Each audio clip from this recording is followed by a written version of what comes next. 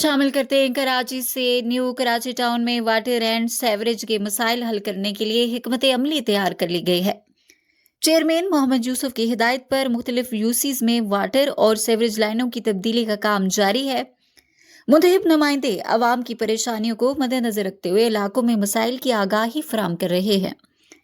Chairman Mohammad Yusuf ने हालिया दिनों में मुख्तलिफ इलाकों का दौरा किया और आवाम से उनके मसाइल सुने।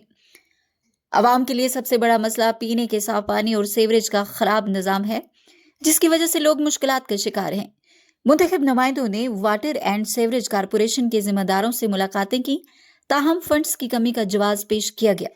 जमात इस्लामी अवाम की नुमाइंदा जमात है और इसके मुंतखब बल्दियाती नुमाइंदे अवामी मसाइल को हल करने के लिए मसरूफ अमल हैं।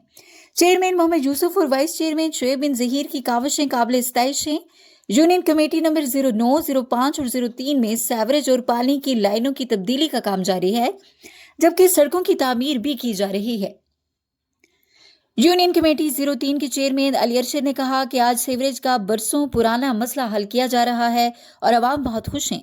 कौंसलर सैयद वकास हैदर ने चेयरमैन मोहम्मद यूसुफ और वाइस चेयरमैन शुएब बिन ज़हीर की अवामी खिदमात को सराहा और उनकी कोशिशों को काबिल तारीफ करार दिया।